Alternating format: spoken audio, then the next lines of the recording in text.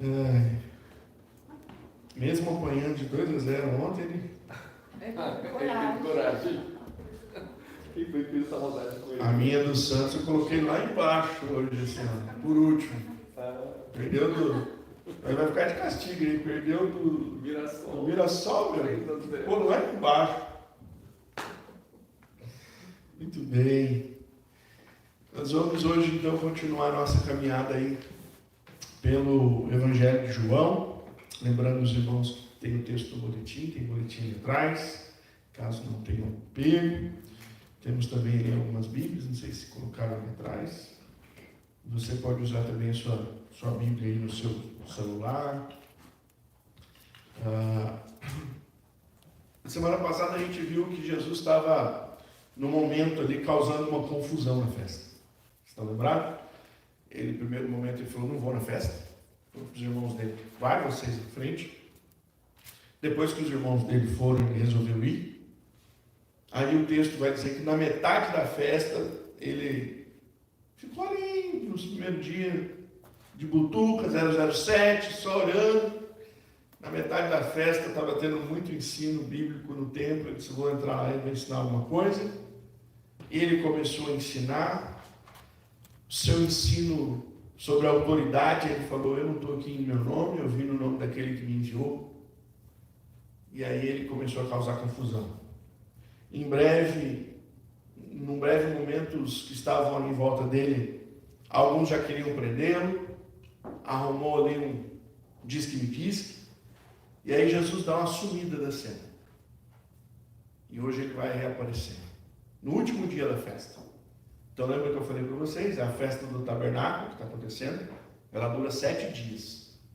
Então, provavelmente Jesus falou no terceiro dia, no quarto, no quinto e no sexto ele dá uma sumida, porque as pessoas querem prendê-lo, fazer alguma coisa. No último dia da festa, Jesus aparece. E ele vai falar de novo. E é esse texto que a gente vai ver hoje. O que Jesus fez nesse último momento ali na festa? O que ele falou e o que a gente pode aprender com esse texto? Tá bom? Então eu quero convidar você para a gente ler. O texto é em João, capítulo 7. Nós vamos terminar hoje o capítulo 7. Do verso 37 em diante, até o verso 53.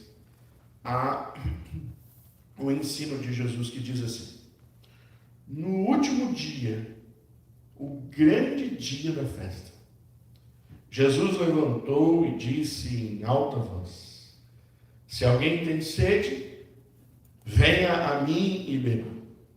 Quem crê em mim, como diz a Escritura, do seu interior fluirão rios de água viva.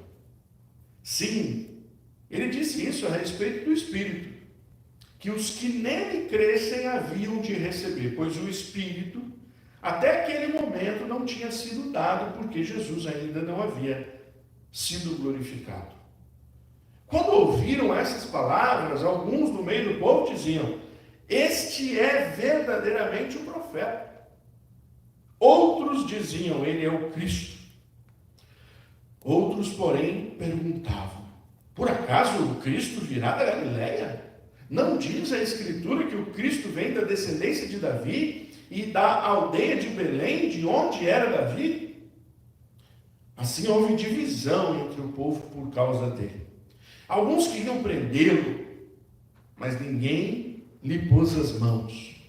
Os guardas voltaram à presença dos principais sacerdotes e fariseus, e estes lhes perguntaram: por que vocês não o trouxeram? Eles responderam: jamais alguém falou como este homem.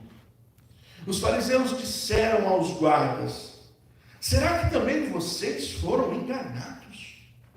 Por acaso alguma das autoridades ou algum dos fariseus creu nele? Mas esse povo que nada sabe da lei é maldito. Nicodemos, um deles, que antes tinha ido conversar com Jesus, perguntou-lhes: será que a nossa lei condena um homem sem primeiro ouvi-lo e saber que ele fez? Eles responderam: por acaso também você é da Galileia? Examine e verá que da Galileia não se levanta profeta. E cada um foi para a sua casa. Vamos orar mais uma vez?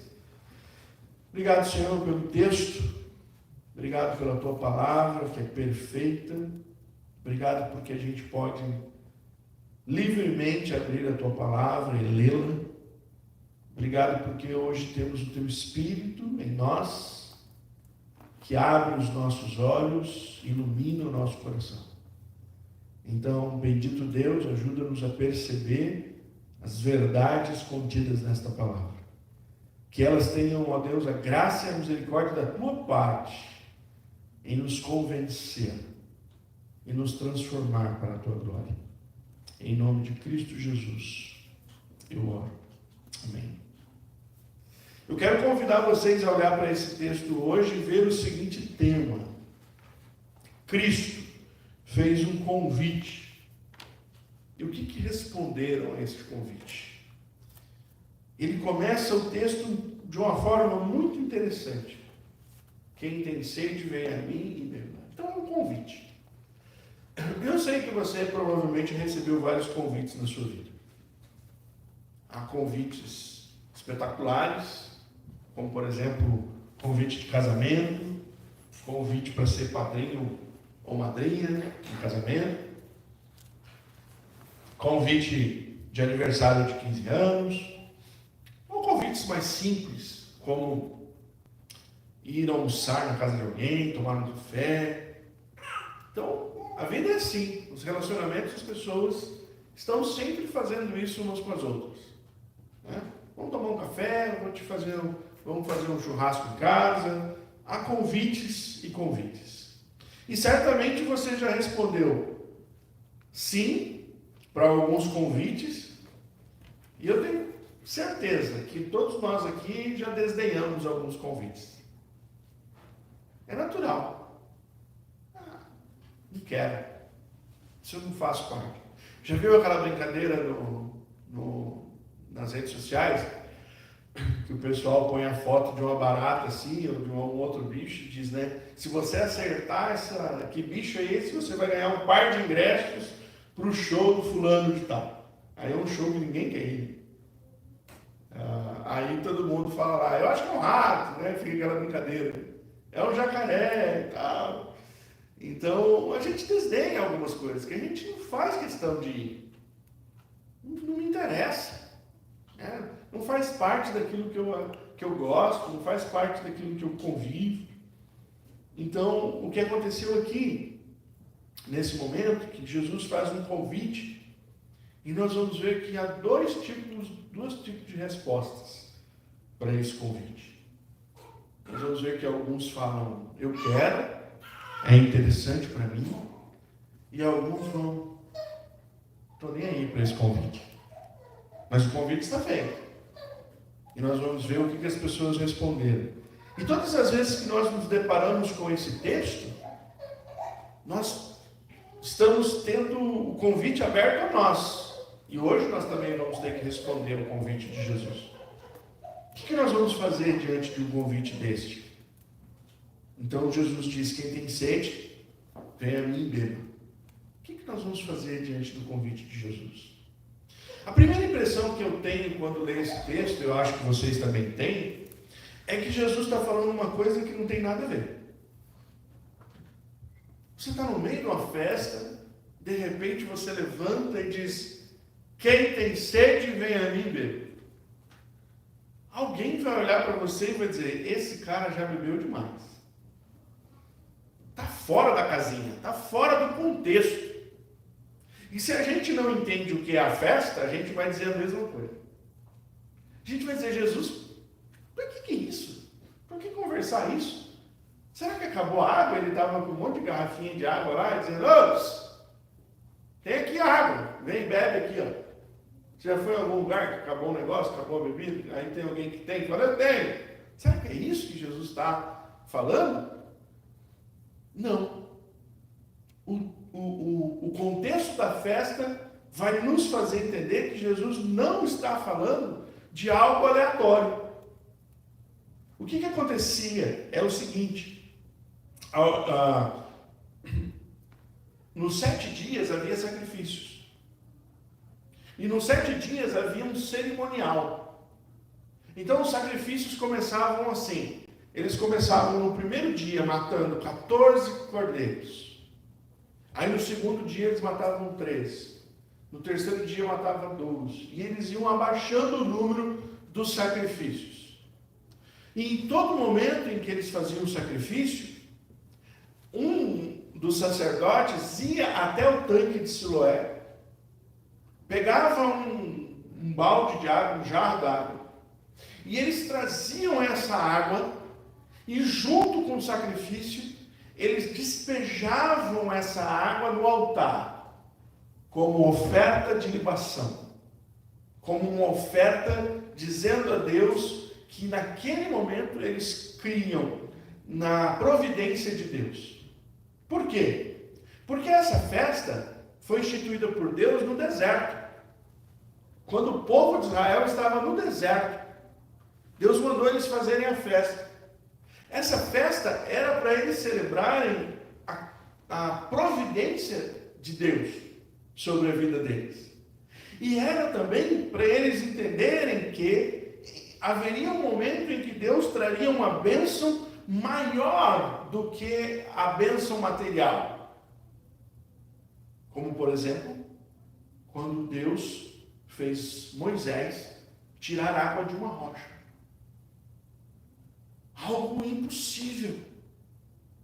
E que Deus providenciou. Então a festa do tabernáculo, na época de Cristo, relembrava todas estas coisas. E no último dia da festa, esse momento de celebração e de entornar a água como oferta a Deus, era um momento especial da festa. Era um momento que dizia que essa água apontava também para o futuro de generosidade que Deus traria sobre Israel por meio do governo do Messias. Eles tinham em mente que Deus ia providenciar um governo messiânico. E que nesse governo messiânico Deus ia favorecer tanto Israel, ia ser tanta prosperidade, que ao olhar para esse momento da festa, eles celebravam a Deus por essa esperança. E é aí que Jesus entra e diz: está vendo essa água? Quem quer beber dela agora, venha a mim e beba. Nesse momento da festa, eles lembravam do texto de Isaías, capítulo 12, verso 3, que diz: vós com alegria tirareis água das fontes da salvação. E é nesse momento que Jesus interrompe com o seu discurso, dizendo: escuta, em outras palavras, não precisa esperar mais. Sabe essa água que vocês jogam e vocês esperam que um dia Deus vai mandar o Messias? Ei, está com sede? Eu estou aqui. Venha a mim e beba. Então, ao convidar as pessoas a sua sede nele, Jesus estava dizendo que a promessa de encontrar essa água num tempo messiânico havia chegado. Várias vezes Jesus se mostra ao povo dele dizendo: então, vocês estão vendo aí que tem uma promessa? Eu estou aqui. Certo dia ele foi a um lugar de culto judeu e ele leu um texto bíblico. E ele pegou qual texto bíblico para ler? Ele pegou Isaías 61, na sinagoga. E Isaías 61 diz: e o Espírito do Senhor Deus está sobre mim. E aquele texto de Isaías 61 é Deus revelando que o Espírito dele está sobre o Messias. E quando ele abre esse texto, ele lê o texto, terminando o texto, qual é a pregação dele? Olha, então, vamos ver aqui, quando o Messias vier, não, ele diz assim: esta palavra que vocês ouviram agora da minha boca se cumpriu hoje na frente de vocês. Quer ser mais claro que isso? Agora na festa, no último dia, cheio de gente, ele está dizendo: ei, olha aqui para mim. Vocês têm sede? Essa água aí prometida para vocês por Isaías, essa promessa que vocês celebram nos 7 dias da festa. Ei, olha aqui. Venha a mim e beba. Ao dizer isso, houve 2 reações. A primeira reação que eu quero ver com vocês é dos que quiseram. O versículo 40 e 41, na parte A, vai dizer que houve 2 momentos que as pessoas exclamaram. O primeiro grupo falou: este é o profeta. E o segundo grupo disse: este é o Cristo. Ou seja, algumas pessoas que estavam ali realmente creram que Jesus era aquele que ele dizia que era. Esses que creram, eles estavam agora num momento importante de suas vidas, porque eles estavam aptos a experimentar o que Deus disse que faria no momento messiânico. Quando vier o tempo messiânico, vocês não vão ter mais sede. Quando vier o Messias, vocês vão ter a sede de vocês agora saciada. E você não vai só saciar a sua sede. Aí Jesus, ele é mais profundo.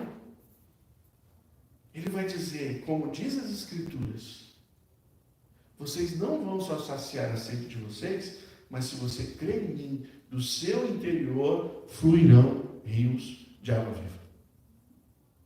E aqui tem uma nota do autor, é muito interessante essa nota de João. Porque João para de contar a história e ele coloca assim: e ele estava falando sobre o Espírito Santo que viria. Porque não tinha vindo ainda, porque ele não tinha sido glorificado. Você pode ver que isso é uma nota de rodapé de livro quando você está lendo. Sabe quando você está lendo alguma coisa? Aí você fala: não estou entendendo. Aí o autor vem então, isso, põe estrelinha, asterisco lá, e vem lá para, ó, isso é isso, isso é isso. João para o relatório dele agora e põe uma nota garrafal para você, dizendo o seguinte: essa promessa de Jesus virá sobre a sua vida por meio do Espírito Santo de Deus.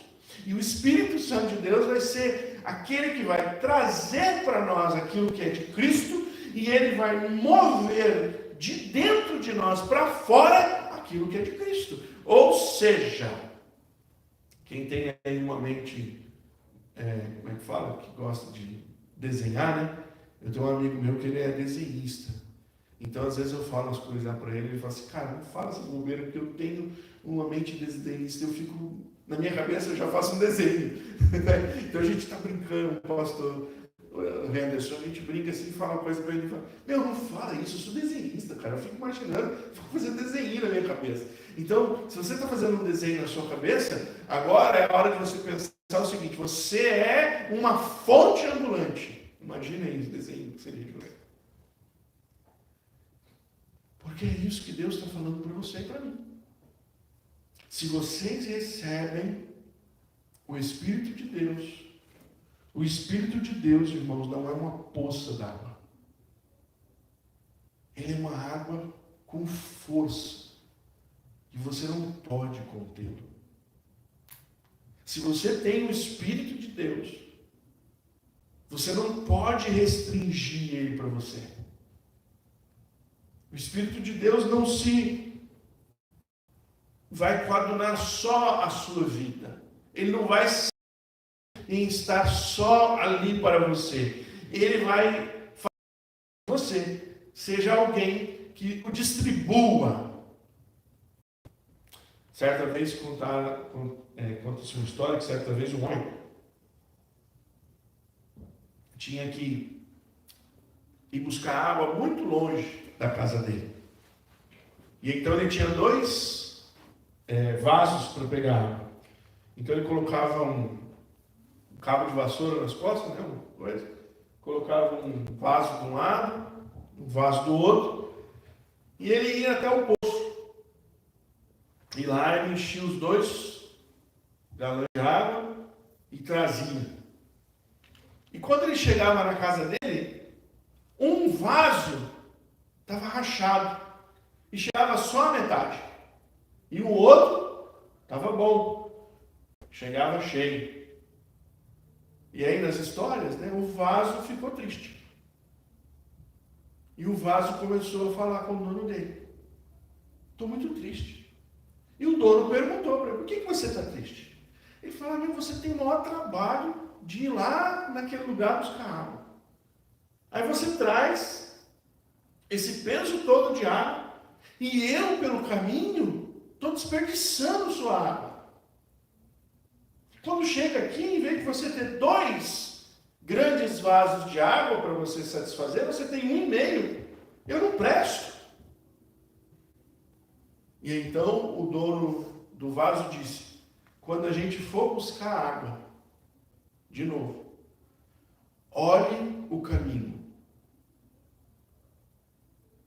E aí, quando eles vão buscar água, o vaso olha o caminho e ele vê que por onde ele passa e a água dele cai, há lindas flores.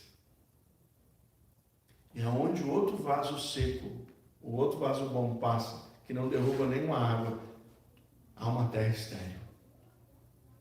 Então o homem diz ao vaso, está vendo? Eu não vou nunca trocar você, porque você, por onde eu passo, você distribui. E você tem coisas agora que por sua causa acontecem. As flores estão aí porque você está despejando a sua água. Os frutos estão saindo das árvores porque você despeja a sua água. A ideia do reino de Deus é a mesma coisa, irmãos. O Espírito de Deus não está em nós só para nós. O Espírito de Deus está em nós para que a partir agora de nós outros sedentos possam beber da mesma água. Essa promessa acontece lá em Atos capítulo 2, quando a Bíblia diz que o Espírito Santo desceu sobre a igreja.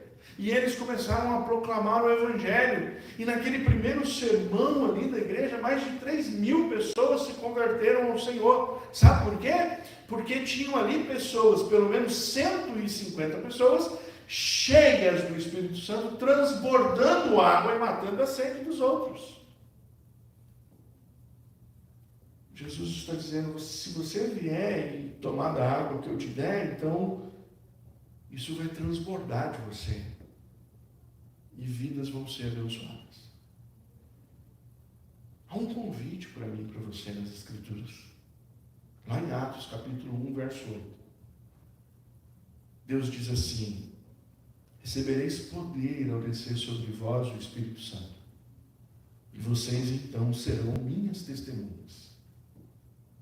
Em outras palavras, levando ao contexto do texto que nós estamos falando hoje, Deus está dizendo, vocês receberão água ao descer sobre vós o Espírito Santo. E a partir daí, vocês serão as minhas fontes. A partir do momento em que o Espírito Santo de Deus toca a nossa vida e entra em nossa vida, nós nos tornamos pessoas em que outras pessoas podem encontrar água para matar a sede. Você não é mais um sedento. Agora você é alguém usado por Deus para matar a sede de outras pessoas. Você consegue perceber isso? O privilégio que nós temos de andarmos por meio do Espírito de Deus e contactarmos pessoas e dizermos a ela que elas não precisam mais estar sedentas, porque Jesus Cristo levantou no último dia da festa e disse, quem quer vir a mim, beba. E todo aquele que bebe da água do Espírito de Deus tem essa água para contribuir para que outras pessoas não tenham mais sede. Você é um vasinho rachado de Deus. Para onde você passar, a história de vida seja transformada, porque você esteve ali. Porque você agiu ali por meio do Espírito Santo. Essa é a vontade de Deus para cada um de nós. Para cada um daqueles que disseram, sim, eu quero. Mas tem uns que disseram, não é para mim. Esse convite não é para mim. Não vou nem dar bola. O verso 41b diz o seguinte, né? Quando Jesus fez o convite, uns gritou: ele é Galileu! E se ele é Galileu, ele não pode ser Cristo, porque o Cristo não vem da Galileia. E eles nem foram atrás para saber aonde Jesus nasceu, qual família Jesus era. Porque embora Jesus morasse na Galileia, Jesus nasceu em Belém para se cumprir as profecias. E ele era da tribo de Davi. Era da realeza, embora morasse com os plebeus lá na Galileia. Então, quando olharam para isso, falaram assim, ó, não, ele não é, ele vem da Galileia. Irmãos, sempre haverá desculpas para aqueles que não querem seguir a Cristo. Sempre haverá desculpa para um coração que não quer se render ao Evangelho. E a desculpa aqui é, este cara não pode ser porque ele é da Galileia. No capítulo 6, nós vimos muitos que deixaram de seguir Jesus porque acharam o sermão dele muito duro. Quando Jesus diz no capítulo 6 para a multidão, vocês têm que comer da minha carne e beber do meu sangue, a galera, ó, dá no pé, não, eu não quero isso. Sempre haverá desculpa. Ou ele não é suficiente porque ele é da Galileia, ou porque o sermão dele é muito duro. Ainda hoje, muitos não querem seguir a Cristo porque acham desculpas para isso. Olham para ele e dizem, não, os ensinamentos de Jesus são muito difíceis.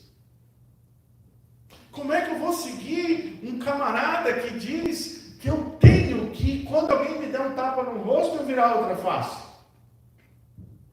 Como é que eu vou seguir um cidadão que ensina que se alguém me roubar a túnica, eu tenho que dar também a minha capa? Como é que eu vou seguir alguém que diz que se alguém me obrigar a andar uma milha, eu ande duas? Como é que eu vou seguir alguém que diz que eu não posso odiar o meu inimigo, mas antes eu preciso orar por ele? Como é que eu vou seguir alguém que diz que para seguir ele não é para ter uma vida farta e bonança, mas é para tomar a cruz e segui-lo? Então, irmãos, sempre terão pessoas para olhar e dizer, não dá, os ensinamentos de Cristo são muito difíceis. Vão ter aqueles também que vão olhar hoje em dia e vão dizer, não, os ensinamentos de Cristo são ultrapassados, antiquados, não valem mais a pena. Pô, o mundo mudou, que lugar que você está? Século 21, meu. Nossa. Você vai ficar vendo lá o que o cara ensinou há 2000 anos atrás? Tudo mudou. Não tinha nem telefone naquela época, agora já tem internet, inteligência artificial. Você vai continuar ouvindo o que um homem disse há 2000 anos atrás? Então tudo que ele ensinou é antiquado. Inclusive algumas igrejas, infelizmente, mas também felizmente, porque se cumpre a palavra de Deus, estão tentando mudar a própria Escritura e os ensinamentos de Cristo. Tem pastor famoso agora que diz que os textos são inadequados e precisam ser revisados. Pastores! Jesus disse uma coisa, olha, o céu e a terra podem passar, e passarão, mas as minhas palavras não passarão. Ao escrever Apocalipse, ele disse, ai daquele que tira uma palavra deste livro, ou que acrescenta. Jesus disse que tudo que ele ensinou é eterno, mas você vai ver muitas pessoas tentando desestimular você. Eles vão desestimular você porque eles não querem crer e eles também não querem que os outros creiam. Foi isso que os os líderes fizeram aqui quando disseram: ei, mandaram os soldados ir lá prender Jesus, os soldados foram lá prender Jesus, e aí os soldados voltaram com a mão à frente e outra atrás. E aí eles perguntaram: por que vocês não trouxeram ele? Ninguém fala como ele. Vocês já ouviram? Vocês já ouviram a autoridade que ele tem? Vocês já ouviram como ele fala a respeito de Deus? Por que vocês querem prender esse homem? E aí, você sabe o que esses caras falavam? Os líderes falaram para eles: vocês também estão se convertendo? Vocês também querem ser como ele?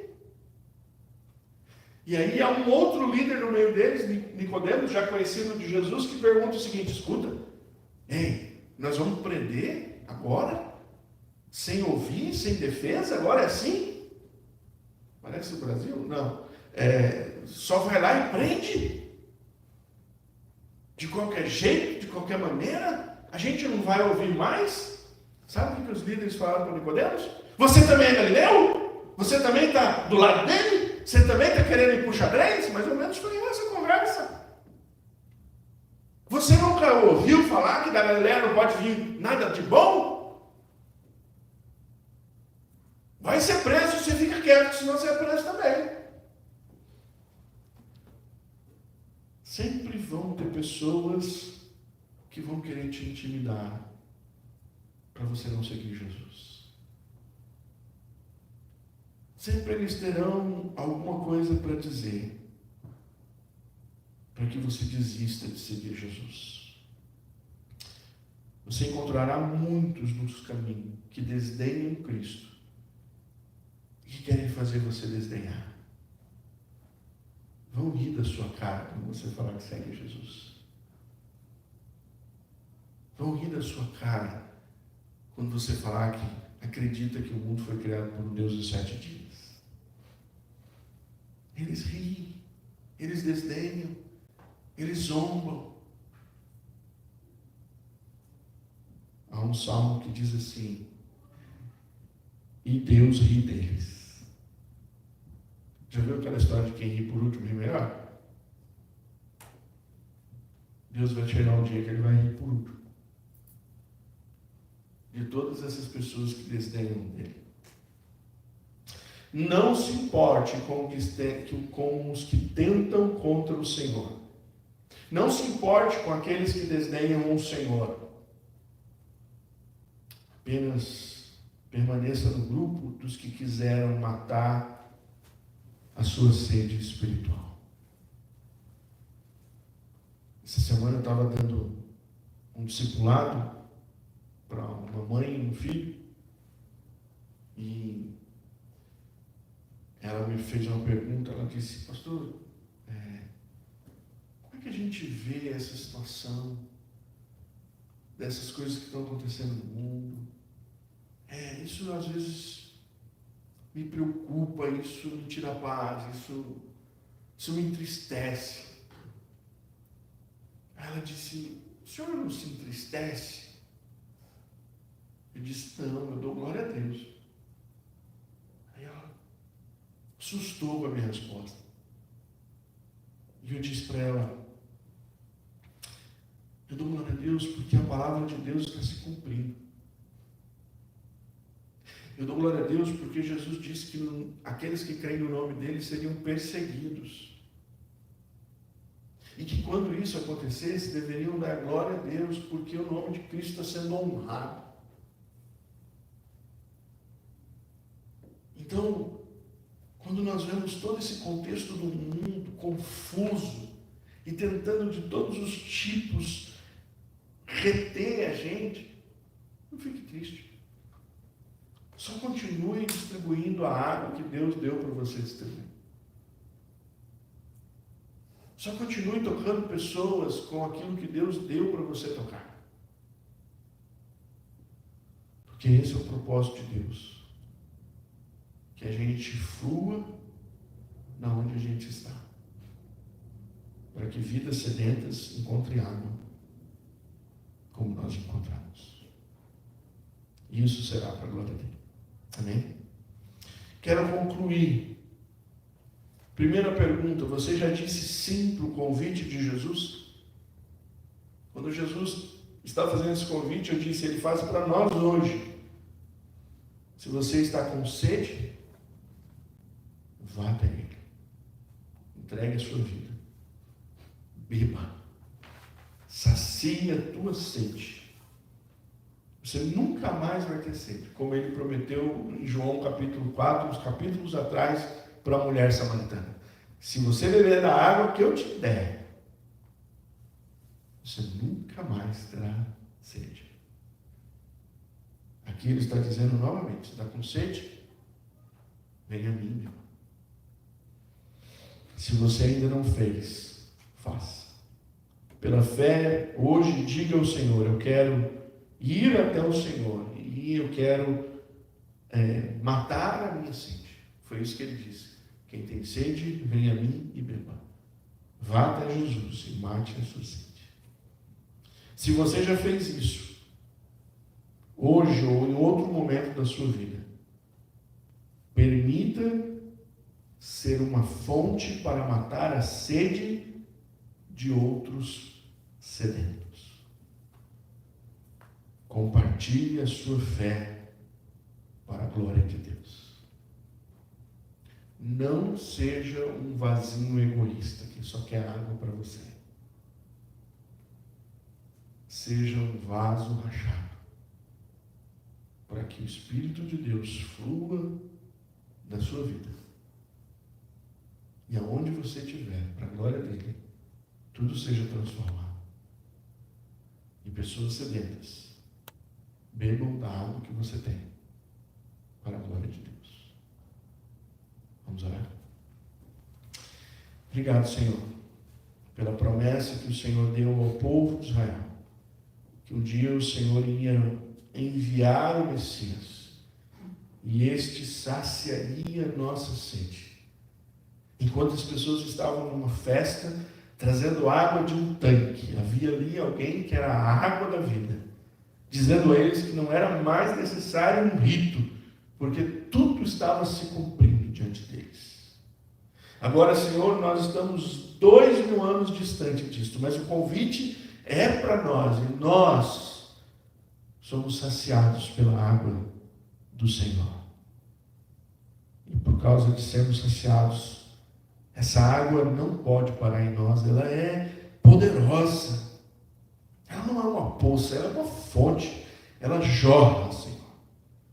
E nós clamamos a Ti que use as nossas vidas, para que onde a gente passar, sedentos bebam, sejam saciados, e a glória seja o Senhor.